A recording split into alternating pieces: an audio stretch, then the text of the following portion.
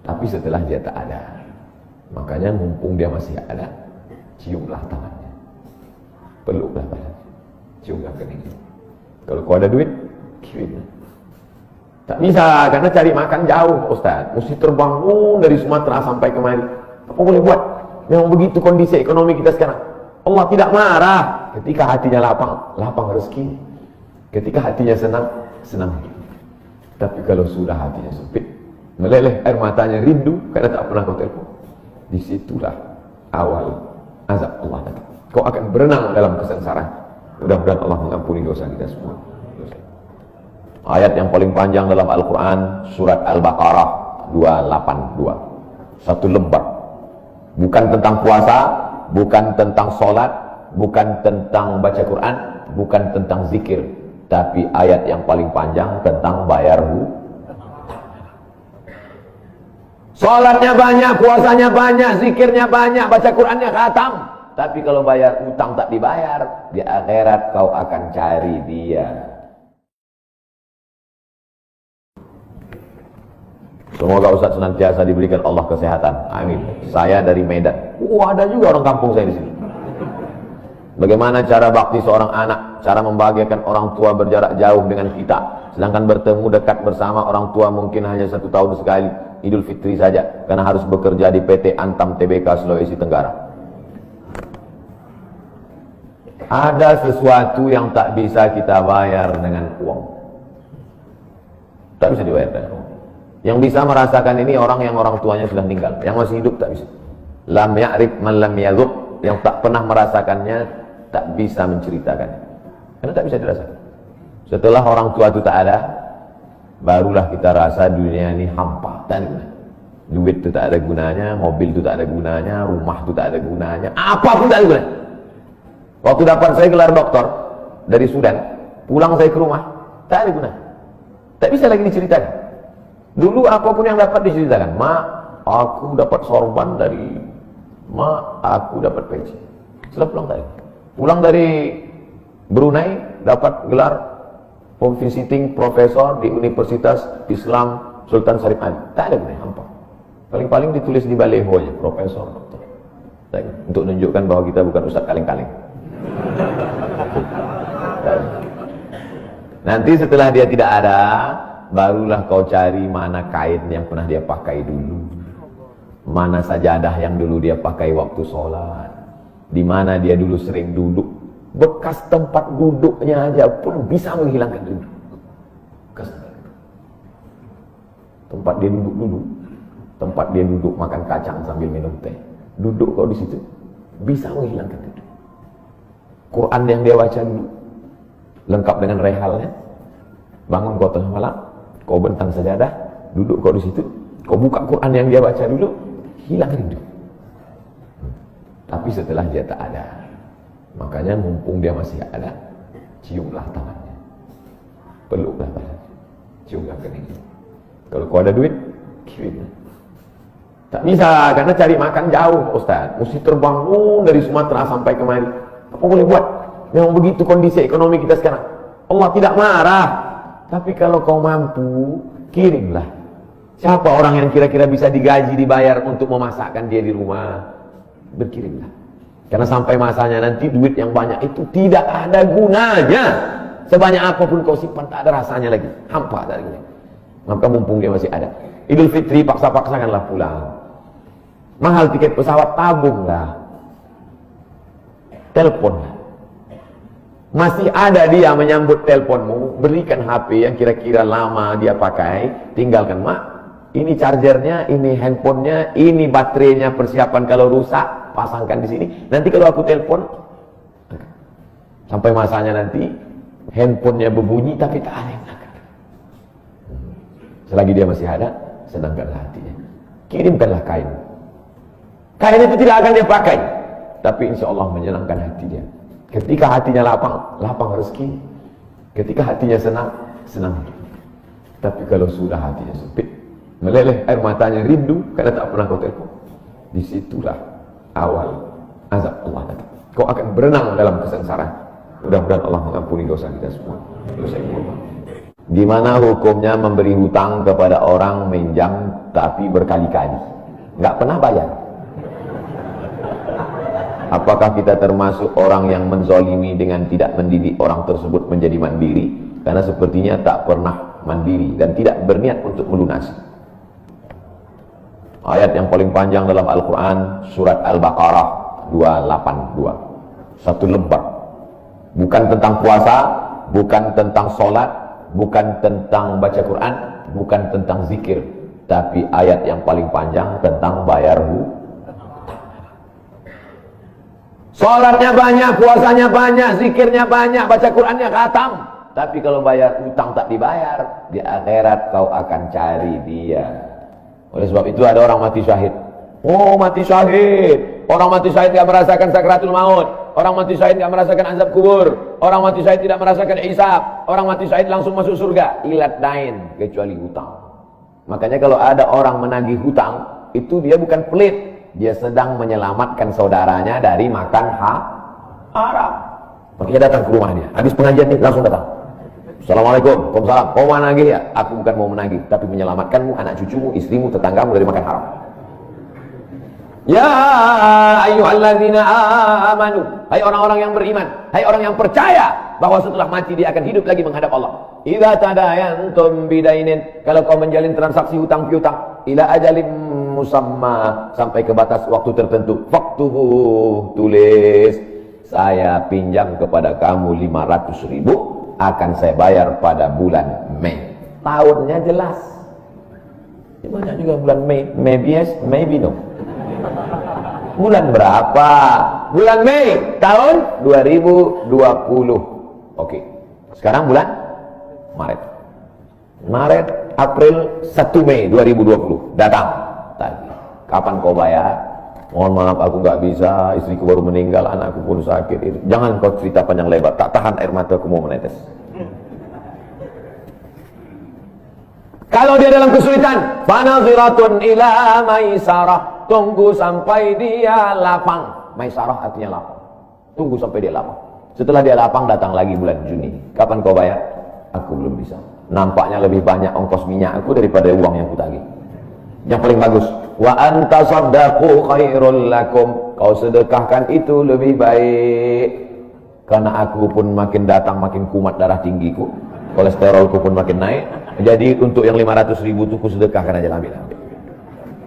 Tapi yang menghafal ayat ini yang ngasih pinjaman, bukan yang minjam. Sekarang banyak salah hafal, yang minjam pula yang hafal. Begitu kita tagih, kapan kau bayar? Wa anta saddaqu khairul lakum, kau sedekahkan itu lebih baik. Itu ayat aku.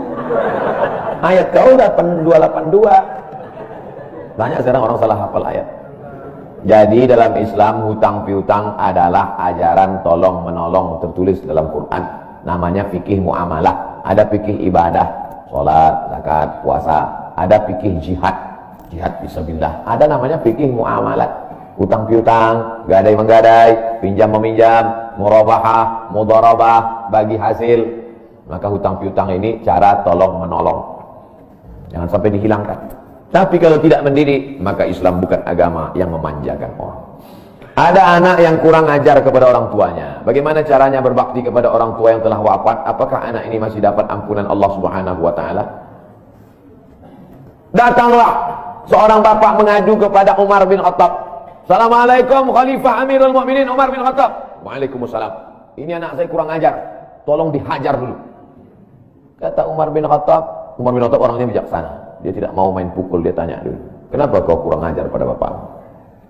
Hai Umar bin Khattab, kata anaknya. Ya. Apakah seorang anak itu punya hak terhadap bapaknya? Ya. Apa hak anak?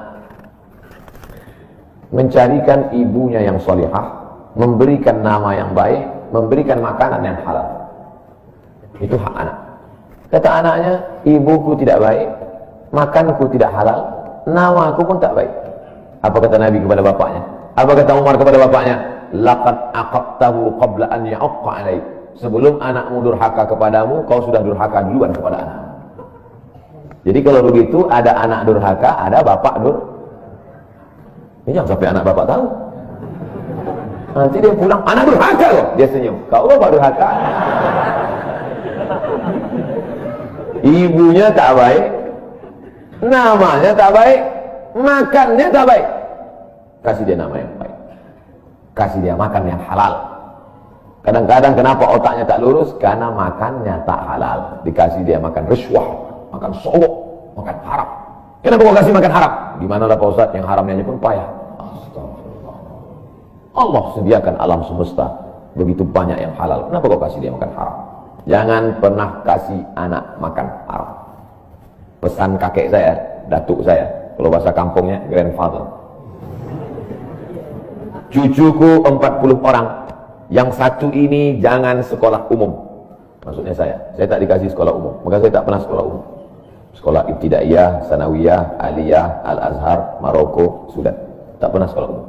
Cucuku yang ini jangan sekolah umum, jangan kasih makan haram, nanti otaknya gelap. Cucuku yang ini jangan kasih makan haram, nanti otaknya gelap. Pesan itu disampaikan almarhumah mak saya ke saya. Kau pun nanti anak kau jangan kau kasih makan haram, nanti otaknya gelap. Kalau sudah otak gelap tak bisa membedakan mana tiang mana orang, sifatnya juga lagi. Nah, jangan sampai anak kita durhaka gara-gara kita bapak yang durhaka. Kalau anak sudah durhaka, meninggal orang tuanya, setelah itu dia bertobat, bagaimana cara minta ampunnya? Maka dia bersedekah. Mana dalilnya? Seorang sahabat datang menjumpai Nabi. Ummi matat. Ibu saya sudah meninggal. Apa atasaddaqu anha? Kalau saya bersedekah, apakah pahalanya sampai kepada almarhumah ibu saya? Kata Nabi, tasaddaq, bersedekahlah. Sedekahmu sampai.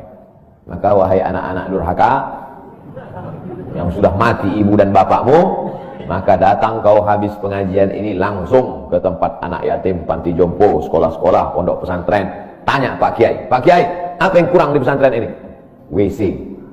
Karena pesantren santrinya 1000, WC-nya 2. Bayangkan panjang antriannya. Berapa yang keluar dalam celana? Saya bangunkan WC, pahalanya mengalir untuk almarhumah. Maka pagi, petang, siang, malam mengalir pahalanya. Sedekah. Ayo sedekah itu afdal. Apa sedekah yang paling afdal? Sakyul ma', memberi air minum. Sedekah yang paling afdal, kasih air minum. Saya ceramah di Banjarmasin, di depan rumah seorang pejabat. Itu ada kulkas, tapi nggak sampai beku, freezer. Setiap dipencet keluar air dingin.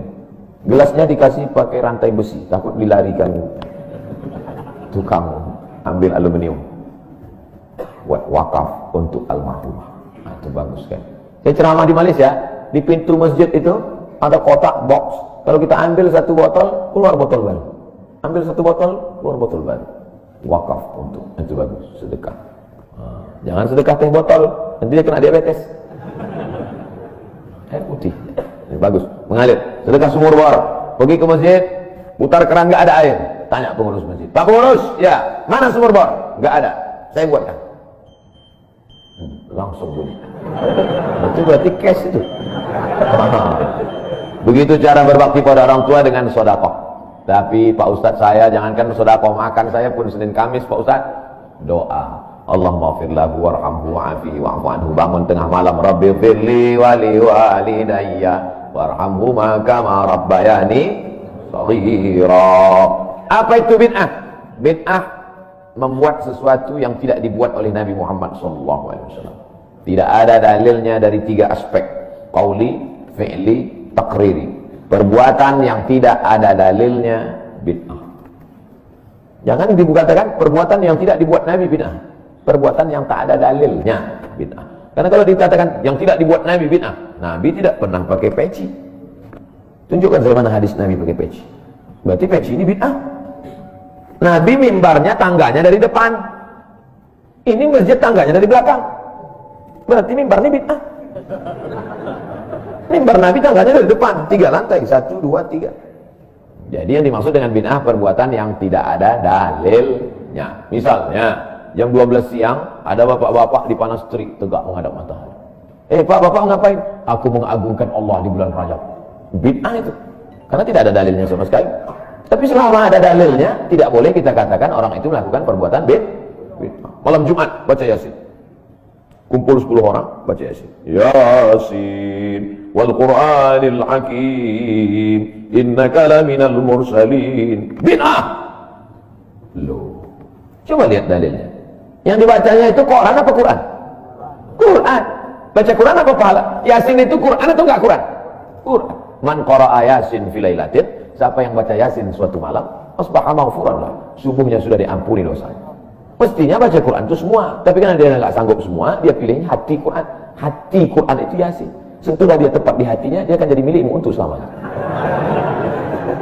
Makanya orang sebelum ngapal Quran semua, yang dihafal hatinya dulu. Itu sebelum ngapal Quran, yang dihafal hatinya dulu. Apa hati Quran? Ya, Yasin. Tapi jangan hatinya aja seumur hidup, yang lain juga. Nah, jadi jangan salahkan orang baca Yasin. Baca Yasin bid'ah. Loh, Yasin kan Quran. Baca Yasin malam Jumat gak masalah. Seumur hidup baca Yasin masalah.